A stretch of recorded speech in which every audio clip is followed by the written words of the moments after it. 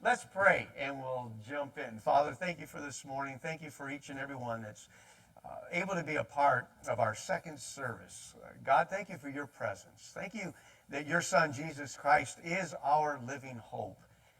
Lord, if it wasn't for you, there would really be no reason for us being here today.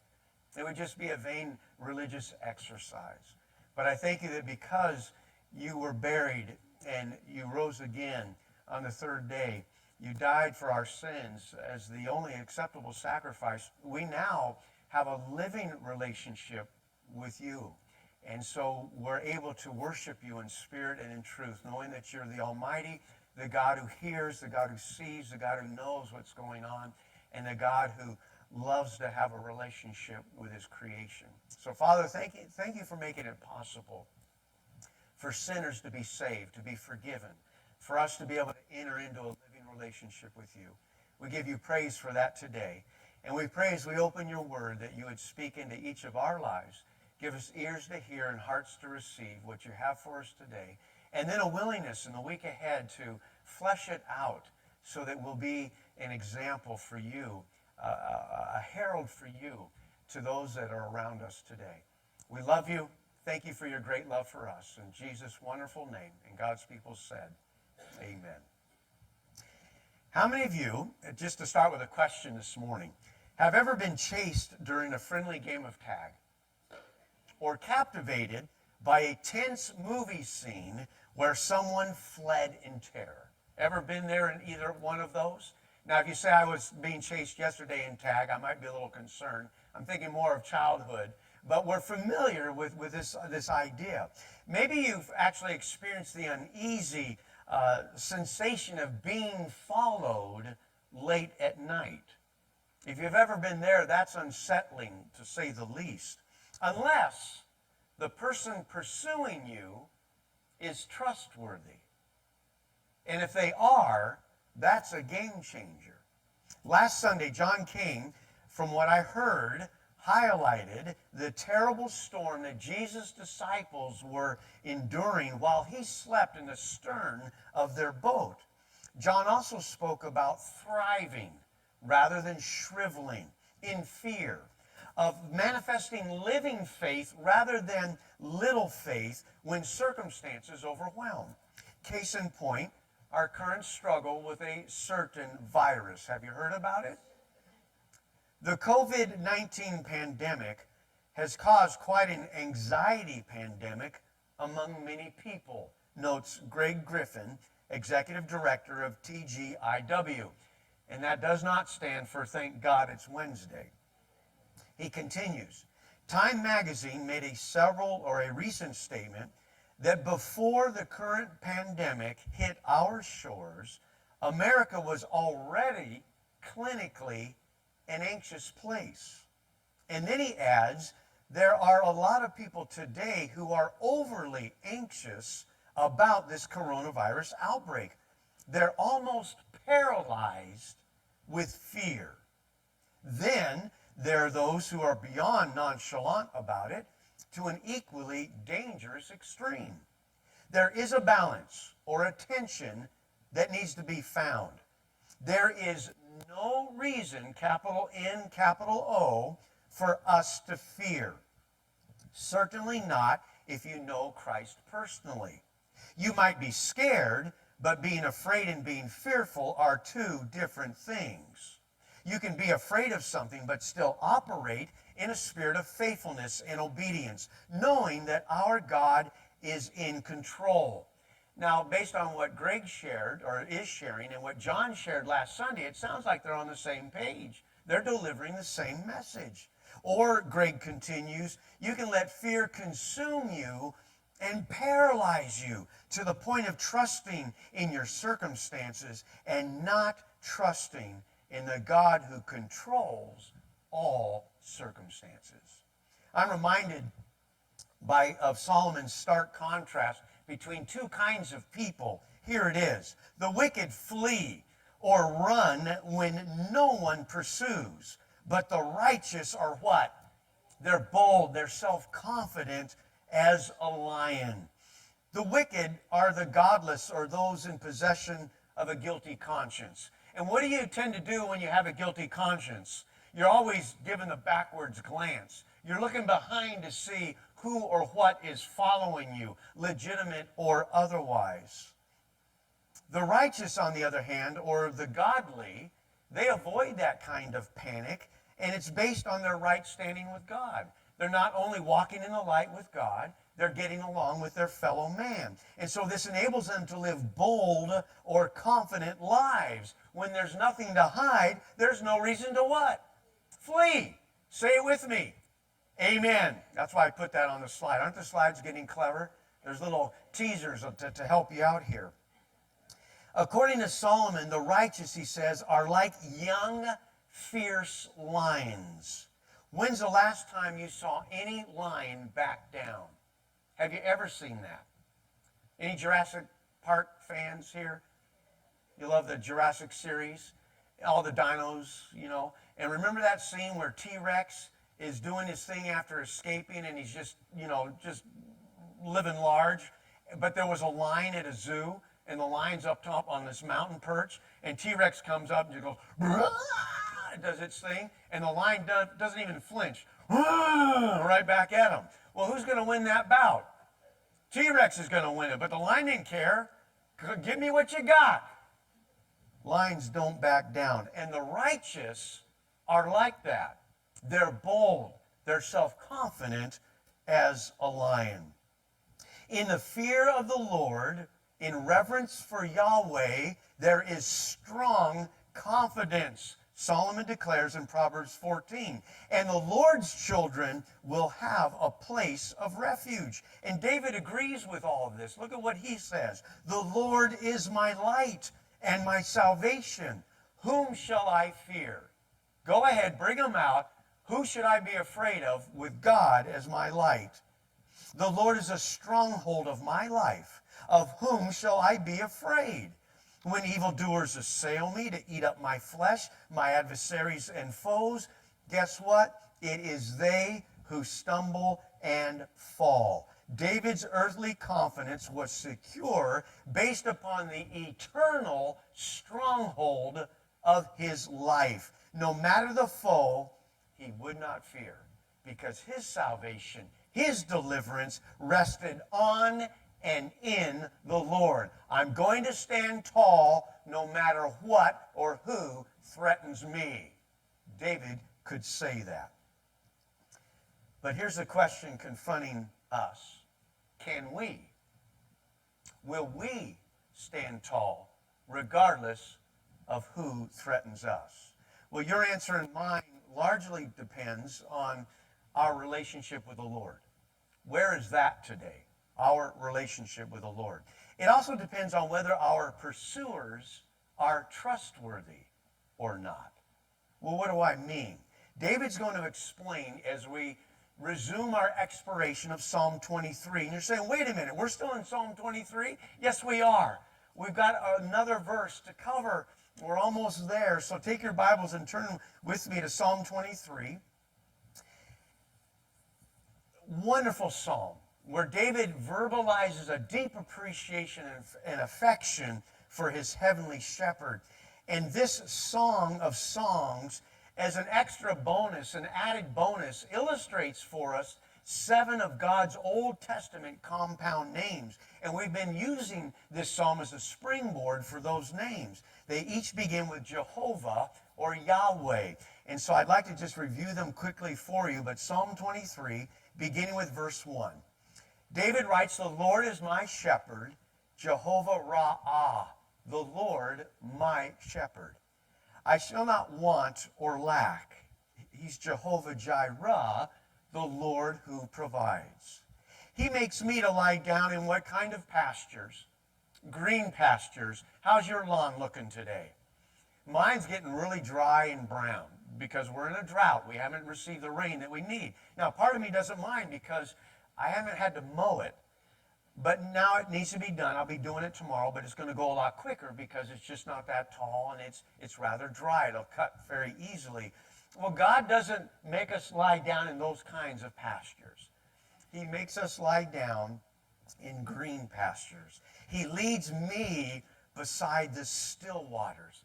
He is Jehovah Shalom, the Lord my peace, or the Lord is peace. He also restores my soul. He's Jehovah Rapha, the Lord that heals. And this coming Saturday, that's who we'll be crying out to, Jehovah Rapha. We need healing in our land today, Lord, and it begins in our own hearts. He leads me in the paths of righteousness for his name's sake or glory, because he's Jehovah Sidkenu, the Lord our righteousness. Whenever my life gets off track, whenever I go down a path that is contrary to the Word of God or to who the Lord is, then I know he's not leading me down that path, because he's the righteous one, Jehovah Sidkenu. He will always lead me down a right path. Even though I walk through the valley of the shadow of death, I will fear no evil, because somebody's with me. Who is that? You are with me. Your rod and your staff, they comfort me. You're the Lord ever present, Jehovah Shammah, wherever I am. Come high water or low, you are there. In fact, you prepare or arrange a table before me in the presence of my enemies as they actually look on. You're Jehovah Nissi, the Lord my banner. And then you anoint my head with oil. My cup runs over, it brims with blessings. What a glorious shepherd. What a generous host. David was blessed beyond measure. But as we near the conclusion of his melody, we not only discover a shepherd leading, but a couple of sheepdogs guarding. Would you like to meet the sheepdogs? Here they are. Surely goodness and mercy shall follow or pursue me all the days of my life. And I shall dwell in the house of the Lord for how long? Forever. How would you like to have these guys on your tail or watching your back 24/7? Goodness and mercy. I mean, stick figures aside. In honesty, they're kind of creepy looking, aren't they? I don't really want that running after me. But we're talking about goodness and mercy. Goodness refers to that which is valuable, pleasing, or useful. Mercy embraces God's loyal or unfailing love. Who among us wouldn't welcome such a guard, such a rear guard as goodness and mercy? Listen to David's heartbeat as he highlights both of these. In Psalm 27, he's surrounded by foes and false witnesses. Though that's his situation, he declares, I am still confident of this. I will see the goodness of the Lord in the land of the living. Even though this is what surrounds me, God's goodness, I'm going to see it. In Psalm 31, despite the lies, the pride, and contempt of wicked men, he states, how great is your goodness you have stored up for those who fear you. You lavish it on those who come to you for protection, blessing them before the watching world. Do you ever lavish anything on anything? Anybody into hot sauce? Whether it's the scrambled eggs or it's the spaghetti that needs to be wakened up a little bit, and you just lavish it on. You just saturate it. You know, I like my soft cream cheese on my raisin toast in the morning. That's what I have for breakfast. And I lavish the cream cheese on the raisin toast. It's really, really good. Well, God loves just to pour on that goodness on his people. He stored it up for those who fear him. And then in Psalm 69, during a season of deep distress, David actually links God's goodness with his unfailing love. Here it is. Answer me, O Lord, for your steadfast love is what? Good. According to your abundant mercy or plentiful compassion, turn to me. No wonder David's statement is resolute. Surely, not surely, but surely, goodness and mercy shall follow me. Not maybe, not I hope so, but 100%, because my unchanging God is faithful. No perhaps here, it will and is happening. Max Lucado's insight is noteworthy. He writes, not goodness alone, for we are sinners in need of mercy. Not mercy alone, for we are fragile in need of goodness. We need them both, goodness and mercy, the celestial escort of God's flock. I like that. His celestial escort. Every day that we go out the door, this is our escort, goodness and mercy. Now, to grasp the splendor of David's lyric, to build upon this lyric, listen to it again from different translations. Goodness and love unfailing, these will follow me all the days of my life. When I wander, God will pursue. I know that your goodness and love will be with me all my life. When we bolt, God will pursue. Your beauty and love chase after me every day of my life. When we slow down, anybody slowing down? God is still pursuing. Surely your goodness and unfailing love will pursue me all the days of my life. When we're lost, God will pursue.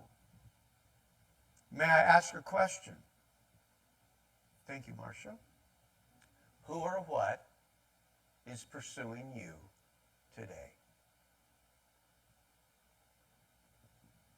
Are you being followed? Is something or someone dogging your trail right now?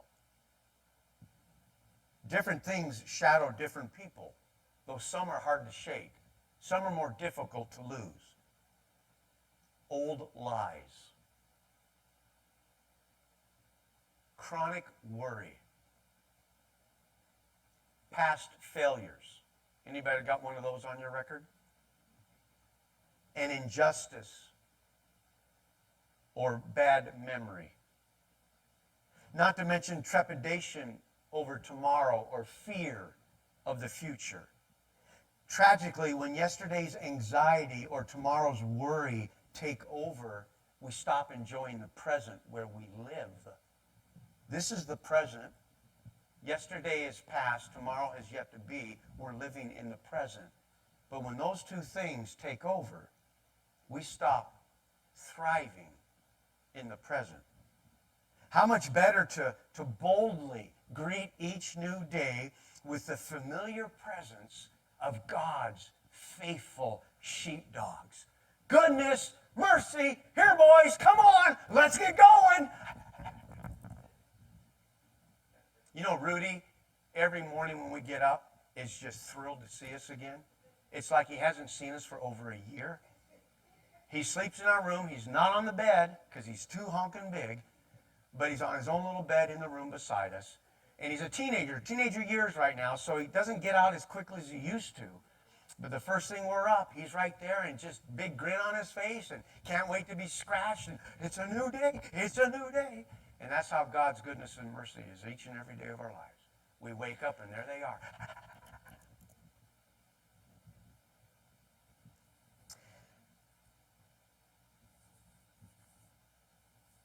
Last weekend, as some of you know, I attended a 2-day critical incident stress management. Doesn't that sound impressive? CISM, we call it. Workshop on assisting individuals in crisis. It's geared toward first responders. Why? Because they're chronically exposed to traumatic events. I mean, if you're an EMT, a firefighter, a cop, you are constantly barraged with just awful stuff that most people don't see in a lifetime. The application, however, of what we learned applies to anyone in crisis. Anyone. A lot of practical steps, but one of the things that was key is reminding people that they're not alone in their crisis. They don't have to face it in seclusion. In fact, it's not always the healthiest thing to do to try to handle it on your own. And I think David's message is kind of mirroring this same encouragement. Surely goodness and mercy, you could literally say only goodness and mercy shall follow me all the days of my life. I am not alone today. Goodness and mercy are going with me. God's goodness and his mercy. Think of the days that lie ahead, asked Lucado. What do you see? Days at home with only toddlers? God will be at your side. Days in a dead-end job? He will walk you through. Days of loneliness? He will take your hand. Surely goodness and mercy shall follow me, not some, not most, not nearly all, but all the days of my life. And what will God do during those days? He will follow you. Imagine being pursued by someone as trustworthy as God. Makes life's boogeyman pale in comparison, doesn't it? Got any boogeymen in your life? Used to have one under my bed when I was a kid. He's long since vacated, and I grew up. Does this mean we won't struggle? Does this mean we won't face misfortune in this life? Well, not at all. And Philip Keller reminds us, there were events in his life which at the time seemed like utter calamities. There were paths down which God led me that appeared like blind alleys. There were days he took me through which were well nigh black as night itself, but all in the end turned out for my benefit and my well-being. And you know, that sounds a lot like Israel's story, a story that replicates our own over and over again. Let me show it to you. Take your Bibles and turn to Psalm 77. Psalm 77. And let's just get a snapshot of some of Israel's history. This is a psalm of Asaph. And one of the little subtitles that I have says, when overwhelmed, remember God's greatness. When we're overwhelmed, it's a good exercise to reflect on God's greatness. I was going to say, let's read all 20 verses, or the first 20 verses, but there's only 20. We're actually reading this entire psalm. Are you ready? Psalm 77. I cried out to God with my voice, to God with my voice, and he gave what to me? Ear. Why does he give ear to us? Because he's actually the living God. He has ears to hear, eyes to see. He knows exactly what's going on. In the day of my trouble, I sought the Lord. My hand was stretched out in the night without ceasing. The King James reads, my soul ran in the night without ceasing. Take your pick. They both apply here.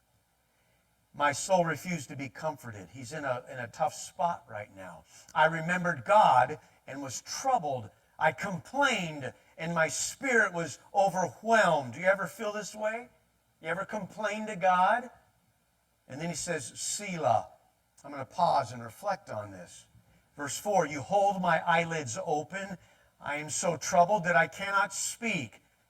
And we have that verse in Romans that talks about when I can't express what's on the burden of my heart, the Holy Spirit kicks in for me and makes sense of it. Because sometimes we're that bad. I can't even verbalize this. I have considered the days of old, verse 5, the years of ancient times. I call to remembrance my song in the night. I used to have that. I meditate within my heart, and my spirit makes diligent search. Will the Lord cast off forever? And will he be favorable no more? Because that's what I'm feeling like. Has his mercy ceased forever? Has his promise failed forevermore? Has God forgotten to be gracious? Has he in anger shut up his tender mercies? Selah. I'm going to think on this. I'm going to pause. And then verse 10, I said, this is my anguish. This is my infirmity. But I will remember the years of the right hand of the Most High. That symbol of God's everlasting power and authority and control, his right hand. I will remember the works of the Lord. Surely I will remember your wonders of old. I will also meditate on all your work and talk of your deeds. I'm basically going to go back to the basics. I'm going to go back to the foundation for my faith. God, you're great, your works. Your way, O God, is in the sanctuary, verse 13. Who is so great a God as our God? You are the God who does wonders. You have declared your strength among the peoples.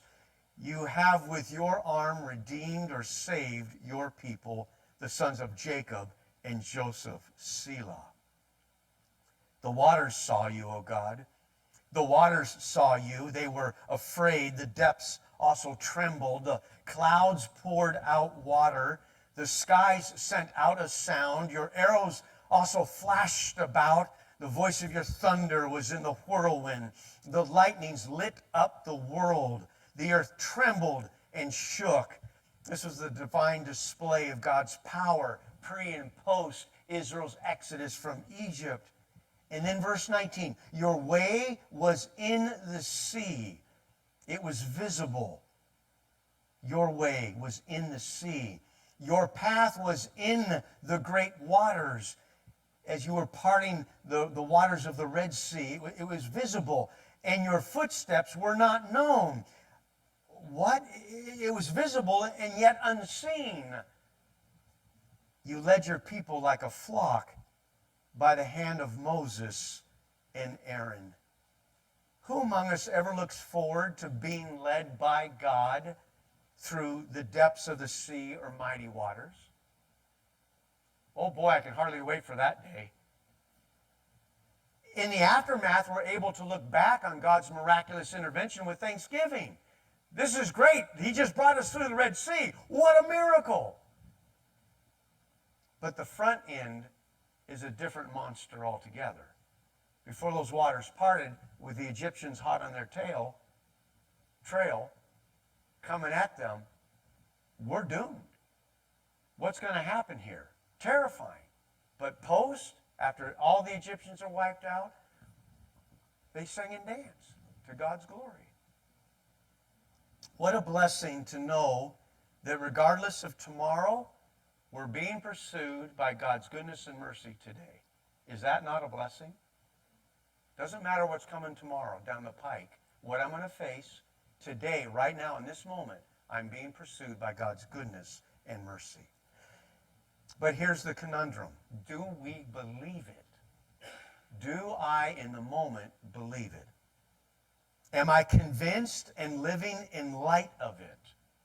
Griffin's exhortation bears repeating. You can be afraid of something, but still operate in a spirit of faithfulness and obedience, knowing that our God is in control. Or you can let fear consume you and paralyze you to the point of trusting in your circumstances and not trusting in the God who controls all circumstances.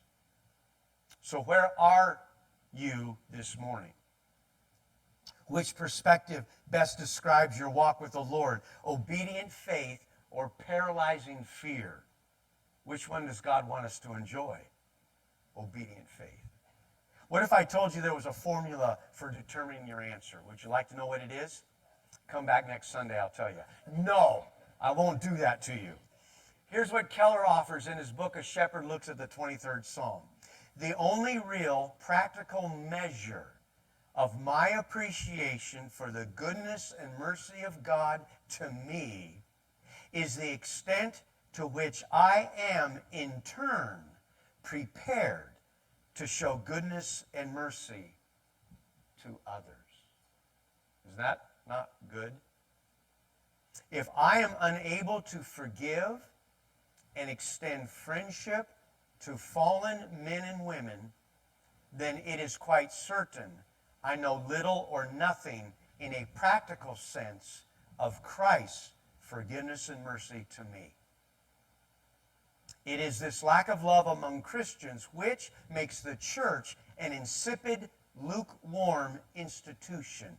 But the man or woman who knows firsthand about the goodness and mercy of God in his or her own life will be warm and affectionate with goodness and mercy to others. God intends for us to be a conduit of his goodness and mercy. If he's blessing me with that each and every day, I need to allow it to flow through my life and be a what to others? A blessing to them. Makes sense, doesn't it? So let me ask one final time. Who or what is following you today? I hope as this final song plays, we'll be able to sing with the confidence of David. Surely it's goodness and mercy that are following me all the days of my life. Not just on Sunday when I come up all dolled up, but every day of the week, they're there.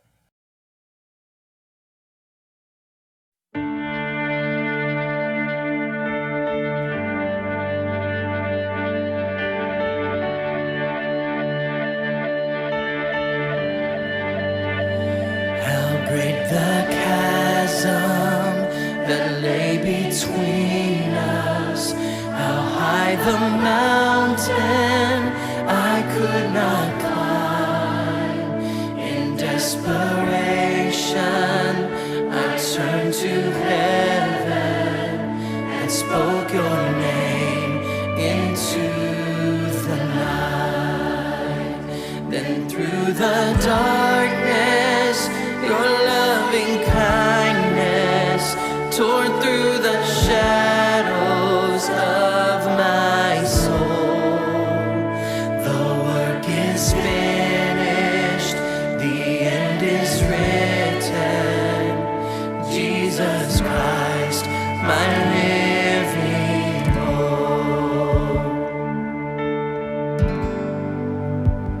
Who could imagine so great a mercy?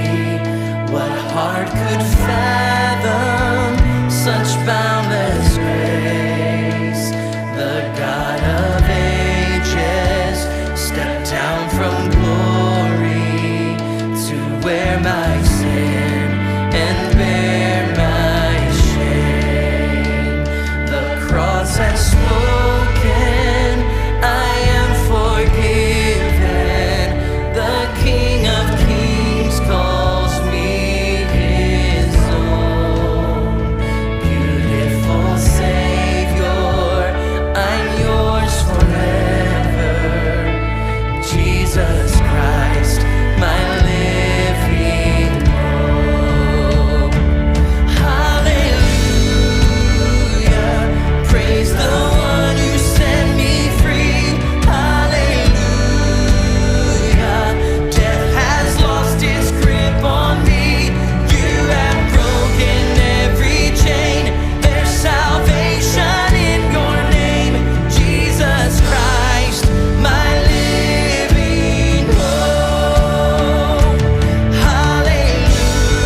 Hallelujah, praise the one who set me free. Hallelujah, death has lost its grip on me. You have broken every chain. There's salvation in your name, Jesus Christ, my living hope. Then came the morning that sealed the promise. You're buried by